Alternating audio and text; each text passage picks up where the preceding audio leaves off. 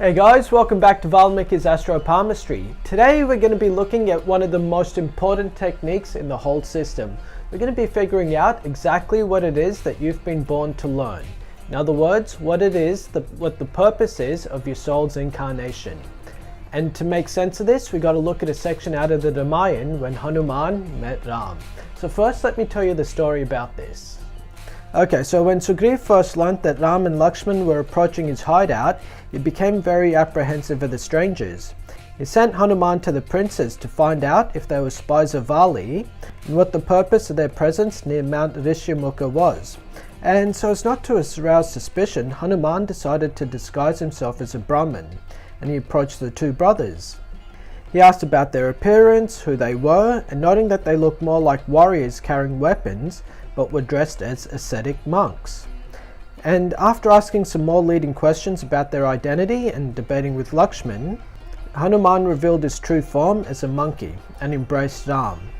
He then took the two brothers to Sugriv, where they formed an alliance through a ritual fire, which ultimately led to the rescue of Sita. Alright, so let me explain what's going on here. Hanuman is behaving as a Jupiterian ascendant and looking upon Ram as the ascendant. And so as Jupiter, Hanuman gives wisdom and higher spiritual learning. And this is the ideal way to transcend your karma and to help purify your soul. But the alternative way to grow is through Saturn's imposition on our lives, which often causes distress and upheaval. And this is seen through Lakshman. And in this way, Ram, as the soul, relies on both Lakshman and Saturnian punishment, and Hanuman as Jupiterian wisdom to achieve his ends. And so the distance between Jupiter and the ascendant grants the wisdom needed to find one's path in life. So let's have a look at an example of this. Let's assume there's a native with a Libra ascendant and Jupiter in the sign of Gemini.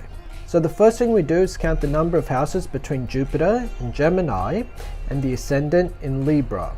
And in this case, there are 5 houses between these signs. And so this native has been incarnated to learn the spiritual lessons of the 5th house, such as childhood innocence and education. And meditation upon these themes will be greatly beneficial to this type of person. And this technique is as simple as that. If you have any questions, put them in the comment section below. Otherwise, hit subscribe. Thanks a lot, guys.